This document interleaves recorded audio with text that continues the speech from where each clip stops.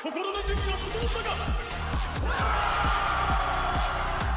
530年続いてきた真の存亡をかけた戦いだ。必ず当然の角がある。これまで散っていった者たち必ず背を支えてくれる。最後まで戦うぞ真の古来。我らの国を絶対に守りきるぞ。Salut l'unité, bienvenue sur ma chaîne pour la review du chapitre 823 de Kingdom. Alors il y a eu le nouvel an entre temps, donc je vous souhaite une bonne année et j'espère que vous aurez pris tous de bonnes résolutions comme vous abonner à ma chaîne, lâcher un like et un commentaire. Ça me ferait extrêmement plaisir. Donc je vous invite aussi à rejoindre le Discord si vous voulez discutailler de Kingdom, d'autres mangas, animés, ce que vous voulez. De toute façon, on est là pour le fun. Hein. Donc, vous pouvez rejoindre le Discord qui est en description. Sur ce, parlons du chapitre qui est fort, les gars. C'est un chapitre fort en rebondissement. Bon, alors, on a enfin Rakuakan qui est sur le champ de bataille.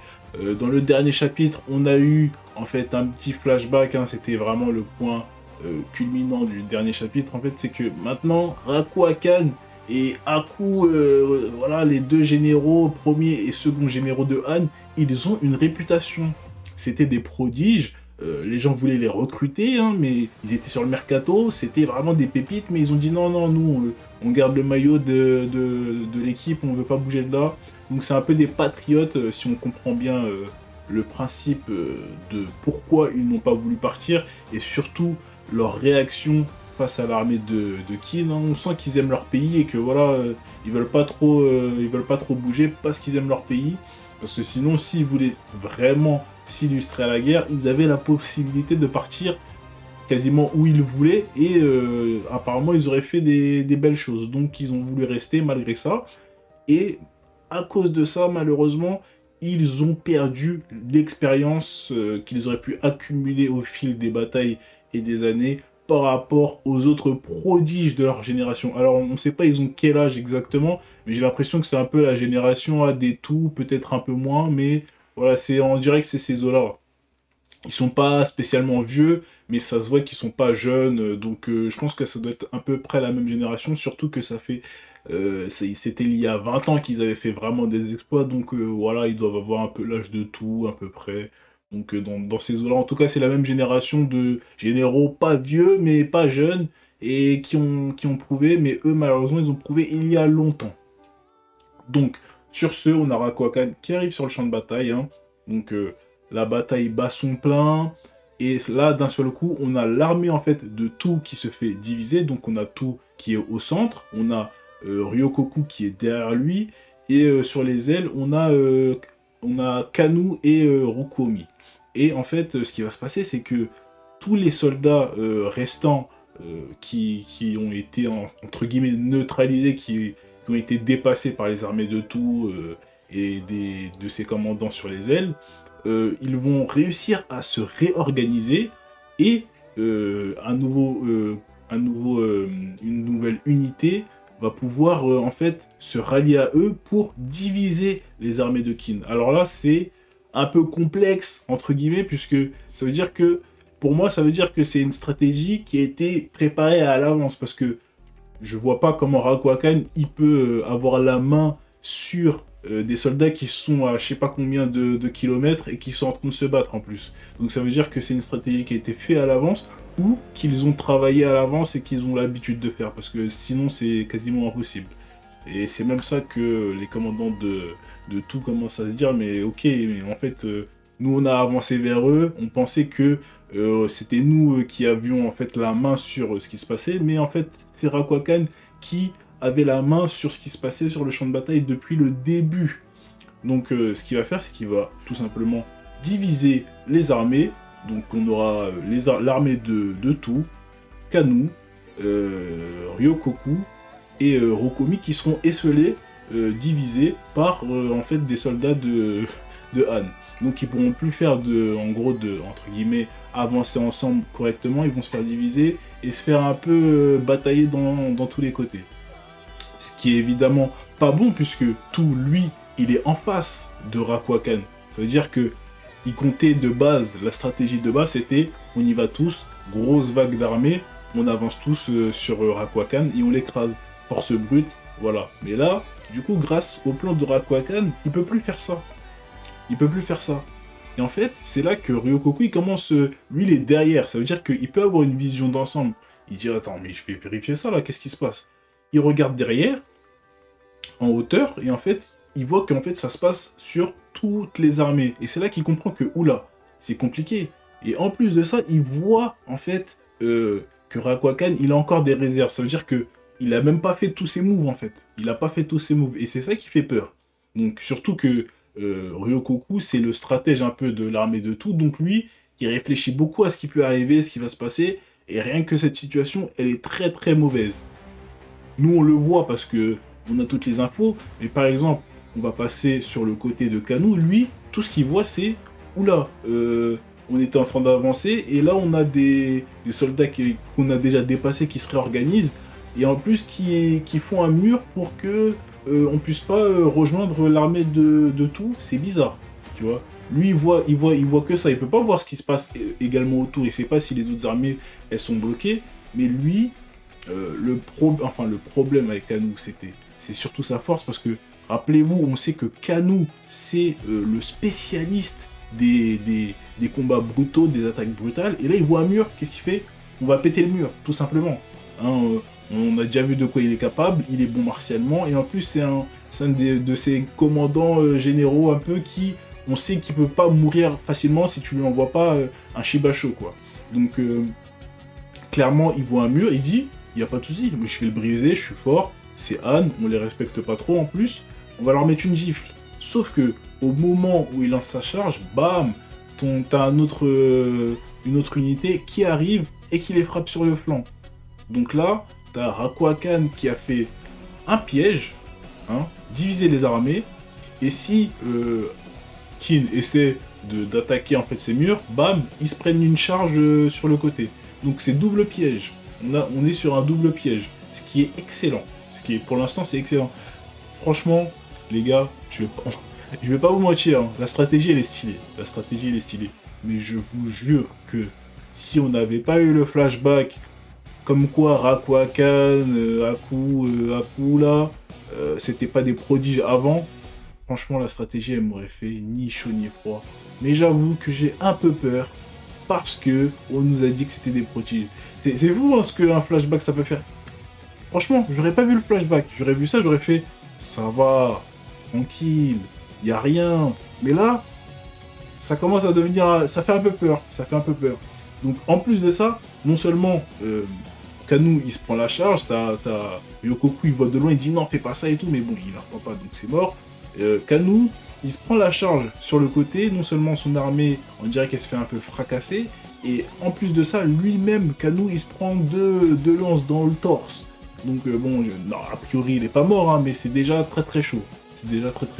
Donc la stratégie de Rakwakan, diviser les armées et détruire le plus de soldats et annihiler les armées vraiment cas par cas en fait. Il veut les faire cas par cas, toi je vais te faire, tranquillement. Maintenant, on part du côté de tout, hein. Depuis que ces événements se sont passés, tout, il regarde, on sent qu'il comprend, c'est tout, hein. Il comprend ce qui se passe, il comprend la situation, mais il dit rien. Et en fait, Rakwakan, il commence à réfléchir, il se dit, mais là, de toute façon, c'est simple, t'as deux choix. Soit, là, tu me vois en face, soit tu recules, hein. Sinon, en fait, clairement, si tu restes là, on va te martyriser, et on va martyriser tes armées. Soit tu recules et tu essaies de sauver ce qui peut être sauvé, voilà. Soit tu essaies d'avancer, et t'inquiète pas, peut-être que je te réserve encore quelque chose, tu vois. C'est ça qui est compliqué. Soit je te réserve encore quelque chose, et si tu prends trop de temps, bah voilà, on va vous démonter en fait. Donc là, franchement, tout, il est dans une situation un peu difficile. Parce que là, c'est un move que Rakwakan a fait avant lui. Et tout, de base, son plan, en tout cas, on n'a pas les détails, mais son plan, c'était littéralement, on avance et on vous marche dessus. Mais c'est là que ça devient intéressant, c'est que ils sont juste en face en fait. Où il peut littéralement se dire, vas-y, c'est pas grave, je vais tenter de prendre la tête de Rakuakan, parce que si jamais il fait une charge et qu'il prend la tête de Rakuakan, tous ses plans ils sont finis et l'armée elle s'écroule en fait. Mais est-ce qu'il peut risquer? Parce que Rakuakan, on ne sait pas qu'est-ce qu'il vaut martialement, on ne sait pas ce qu'il a en réserve, donc c'est un peu compliqué. Mais ils sont en face. Et c'est là que c'est intéressant dans ce chapitre, parce que là, la deuxième partie du chapitre, elle se passe, bien évidemment, du côté de Shin, qui se fait martyriser comme une poupée de chiffon. Hein. Ils sont franchement, t'as Yoko Yoko et Aku là, ils sont en train de l'envoyer. Ils sont en train de l'envoyer littéralement. Ils font un tennis avec, en fait. T'as Aku qui lui met un coup de Dao, il l'envoie valser, et de l'autre côté, il l'appelle, il dit hey, Yoko Yoko, à toi. Et Yoko Yoko, il l'envoie aussi, mais on est où là? C'est...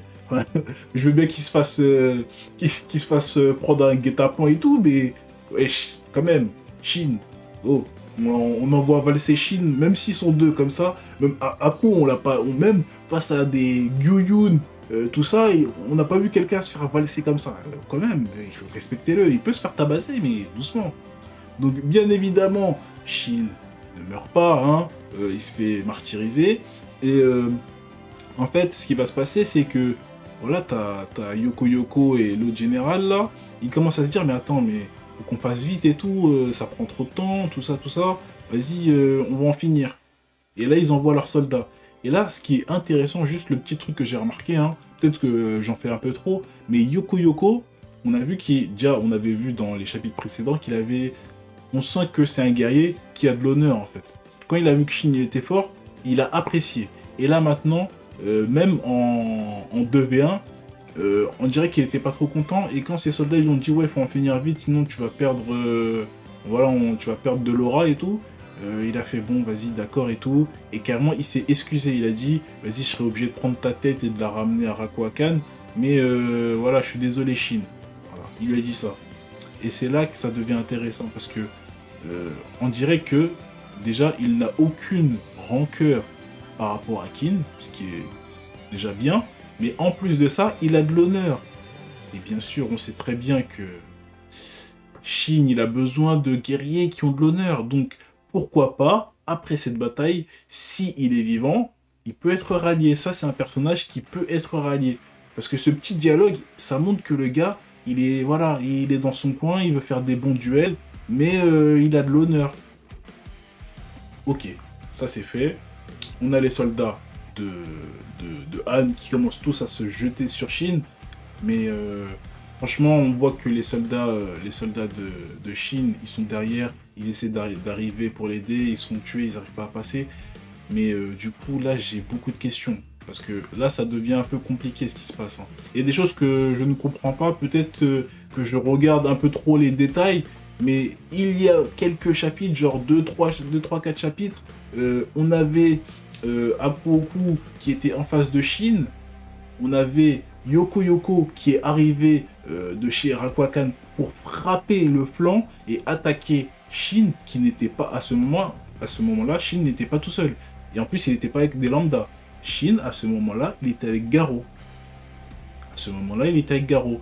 Qui dit qu'il est avec Garo, qui dit qu'il est avec la Iyu. Donc, la plus grosse force de frappe de la Ishin, et pourtant, on les voit pas. Vous allez me dire qu'ils se sont tous fait tuer par Yoko Yoko, là? Hein, je comprends pas, en fait. Comment Shin peut se retrouver esselé? Parce que là, c'était pas une embuscade, c'était une attaque de flanc, en fait. C'est ça qui me...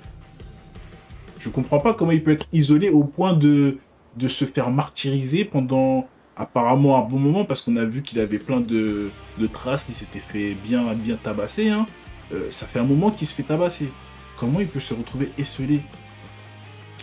Et là, vous allez me dire peut-être que ouais, Yoko Yoko et son unité, ils sont venus, ils ont déchiré la Iyu, mais déjà c'est bizarre, parce que quand même, la Iyu, voilà, c'est censé pouvoir tenir, hein. Enfin j'espère, mais t'as Garo qui s'est fait envoyer valser, même à ce moment-là, quand il s'est fait envoyer valser, il n'était pas tout seul. Hein.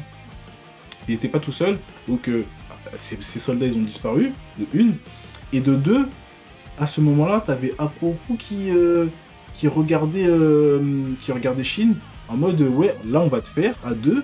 Et bam, il regarde de l'autre côté, il y a Mendu qui arrive. Il y a Mendu, le deuxième commandant qui a une IU, il arrive, le nouveau, il arrive sur une attaque de flanc. Et là, t'as Aku qui dit ah ouais, vous pensez comme nous, bah on verra.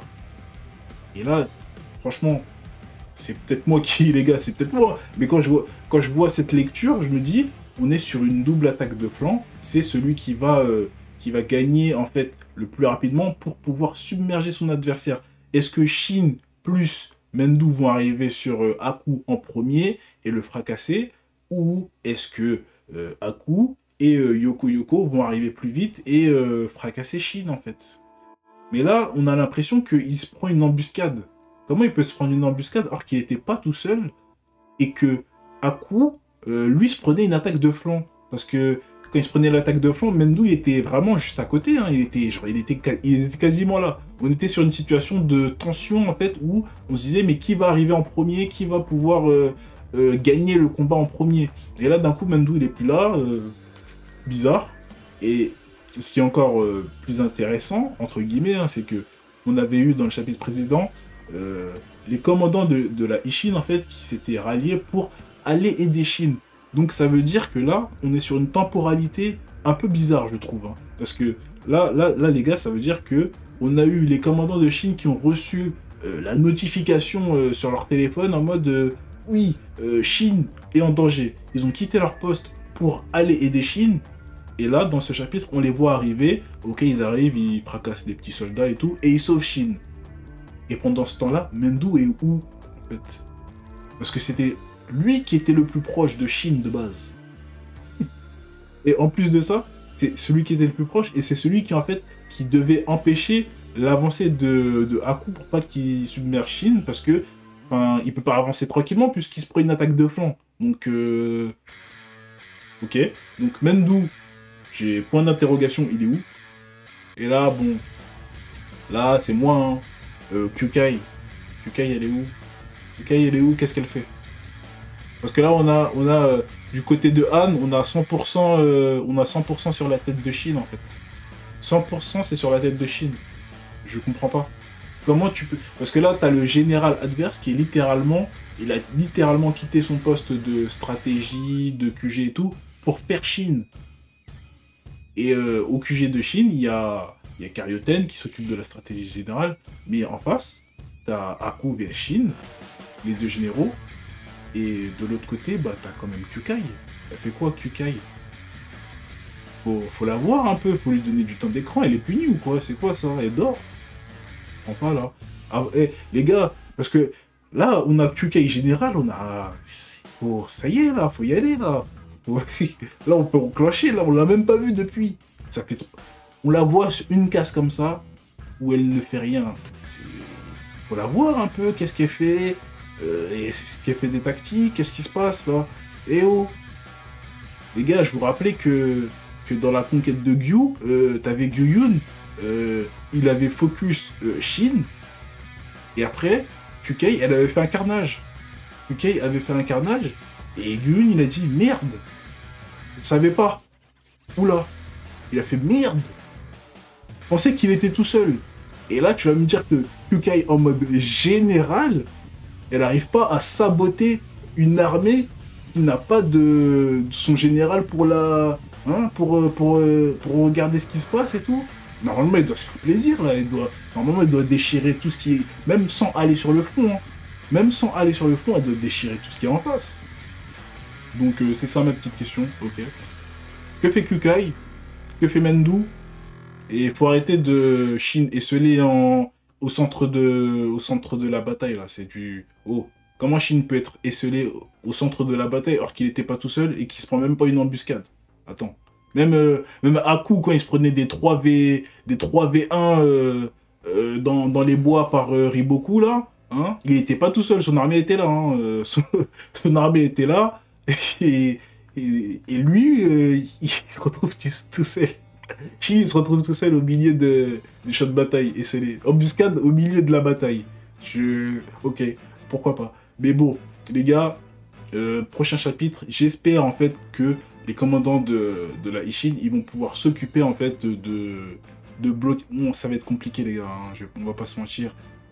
Kingdom, ça rigole pas avec les choses comme ça.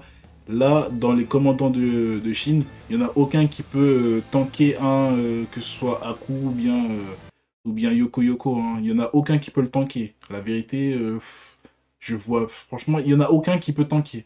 La vérité, même s'ils se mettent à deux, j'aurais du mal à les voir tanker un seul.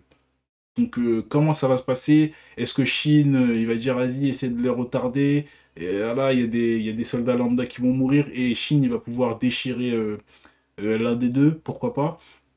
Bon, sur ce, en fait, sur la partie de Shin, il y a aussi quelque chose qui a été très très intéressant dans son dialogue, c'est que Aku, il lui dit, ouais, c'est fini et tout, tu vas mourir, etc. Et là, t'as Shin qui répond en disant un truc du genre, si, bon, il a dit un truc, je sais plus ce qu'il a dit exactement, mais il a dit en gros, c'est comment je peux partir or que il y a le général devant moi, je suis pas un imbécile, quelque chose comme ça. Et en fait, j'ai envie de dire, c'est exactement la même situation que tout a avec Rakwakan. Ils sont en face, et là c'est la décision, est-ce que je fuis ou est-ce que je vais me faire le général parce qu'il est en face de moi. Et là, Tachine qui répond, c'est que les imbéciles, il y a le général devant moi, comment je vais fuir en fait? Tout simplement, comment je vais fuir? Et là, c'est Shin qui le dit. Et j'ai bien l'impression que, en fait, c'est la réponse que tout il a, en fait. Tout, il va voir le général devant lui, il va pas reculer. On sait qu'il va pas reculer, donc on a déjà la réponse. Tout, il va venir, il va fracasser ce qui est en face de lui. Mais la question, c'est est-ce qu'il va fracasser ce qui est en face de lui juste en utilisant sa force martiale, ça veut dire il va y aller avec ses hommes, et on y va, on fait une charge, ou est-ce qu'il a une stratégie en réserve avec ses commandants pour se sortir de ce bourbier? Est-ce que il va tanker un petit moment et faire confiance à ses commandants pour le rejoindre, pour continuer sa stratégie de base qui était voilà, de tout foudroyer ce qu'il y avait en face? Telle est la question. En tout cas, dites-moi en commentaire si vous avez des petites théories par rapport à la suite. Sinon, je vous souhaite une bonne soirée. A plus. 次は君だ。オールマイト